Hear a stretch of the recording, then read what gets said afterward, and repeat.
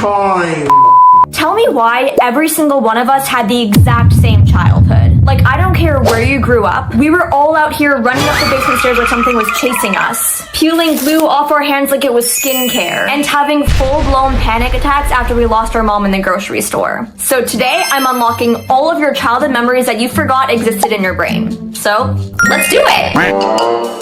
Starting off, we have stabbing erasers. Why did we all do this? Like, we'd be sitting in class, bored out of our minds, and all of a sudden we'd be like, what if I just violently attacked my eraser for no apparent reason? And the eraser would be sitting there in complete agony as we just stabbed it over and over and over again. I think it's safe to say that we were all kind of crazy. I honestly feel bad for all of our erasers. Then there was yelling into fans. Like, I swear, anytime I saw a fan growing up, I would immediately run over to it and just... It was like our childhood version of auto-tune. I even remember one time I yelled so long into a fan that I got dizzy and literally fell over. My mom thought I fainted. But no, it's just I was yelling into the fan for literally 20 minutes straight because I was just obsessed with the sound that it made. I thought it was the coolest thing. Now let's talk about slides. You know, the slides of the playgrounds that got so hot in the summertime that it literally burnt you. And every playground had that one kid that always refused to slide down. They only wanted to climb up the slides. That was low-key me. Like, these kids would treat it like Mount Everest. Like, they had to climb up. But yeah, like, they never slid down and they would only ever climb up like a wild animal. And someone usually got hurt. Like, I remember one time I was climbing up the slide because I like to do that. So I was climbing up, somebody was coming down, and as you could probably guess what happened, there was a collision, and I went flying like a bird through the sky. It was painful.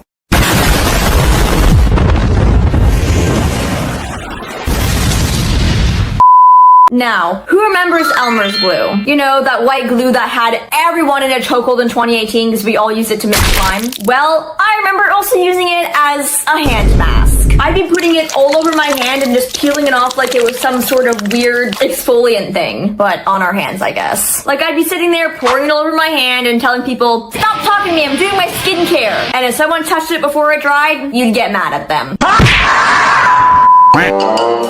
Moving on, we have pretending to be asleep in the car. This one was literally an art form. You'd hear the car slow down and immediately just go limp. Get up! And we all did this because we so desperately wanted to get carried inside. But looking back, I totally get how that was probably really annoying for our parents. So I understand why mine would always tell me to wake up. I'd never listen though because I needed to get carried inside. It made me feel like royalty. So I'd always pretend to be asleep still because I needed to get my way.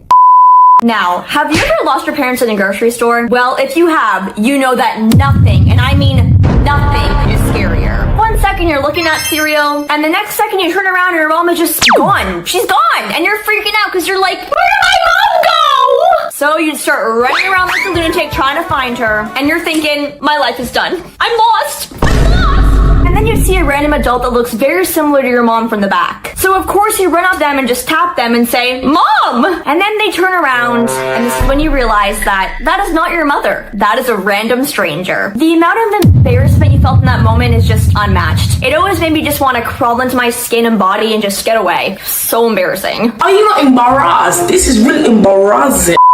Now, who else's parents acted like turning on the lights in the car at night was illegal? No! Don't! We'll crash! Then they'd act like the police was coming for you. Like, I can actually drive now, and I tried testing this out. So I turned it on one time when I was driving at night, and I was able to see completely fine. So I think our parents are honestly just babies. Now moving on to childhood myths. Because kids will believe anything. I know I did. Like, for instance, never swallow gum because it will stay in your stomach for 7 years. Cracking your knuckles give you arthritis. If you swallow a seed, a tree will grow in your stomach. Toys come to life at night. I blame this one on Toy Story. You are a toy!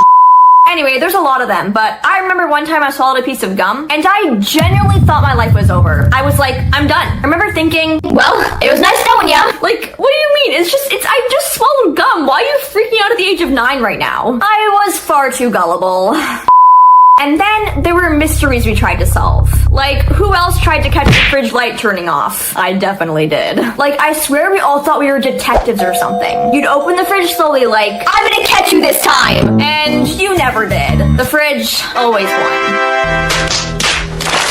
Which makes sense because, like, why would that even work? How would we even catch that happening? I don't know. We were kinda dumb. Moving on, I remember getting in trouble and being sent to my room and immediately pulling these moves behind the door.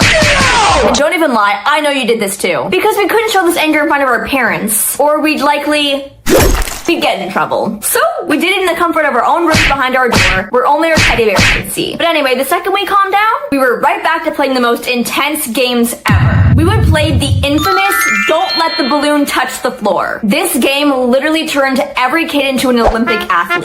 You dive, roll, jump, just trying to do anything to keep this balloon in the air. And if it touched the floor, you'd be like, well, we failed. The world is literally over. We had to keep the balloon in the air at all times. I remember I literally played this game for hours on end with my brother. One time I even dove so hard for it that I hit my body on the couch and got the wind knocked out of me. And my brother didn't even check on me. He was just too concentrated on trying to keep the balloon in the air. So I was there like in pain trying to breathe and he was like, and speaking of injuries, why did we all think getting a cast was the coolest thing ever? You'd see a kid with the cast in school and just think, wow, I want to be like them. Like, everyone wanted to sign in. Everyone was just bowing at their feet like they were some sort of celebrity. Meanwhile, the kid is like, I'm in pain!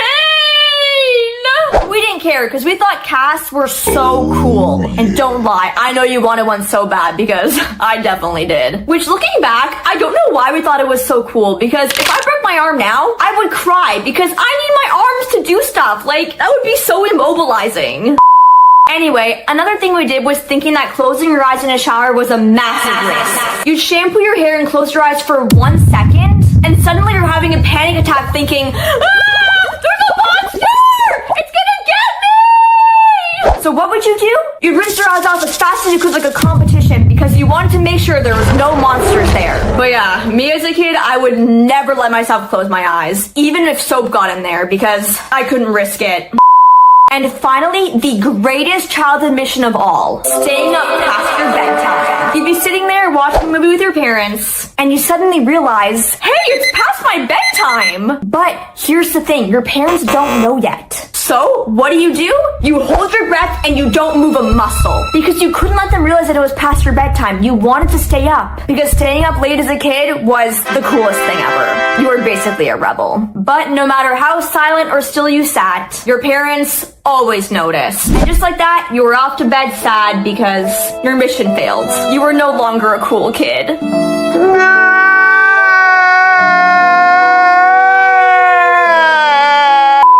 Anyway, childhood was chaotic, dramatic, and kind of weird. But yeah, let me know down below which ones you relate to the most. Probably all of them. And thanks so much for watching. Bye!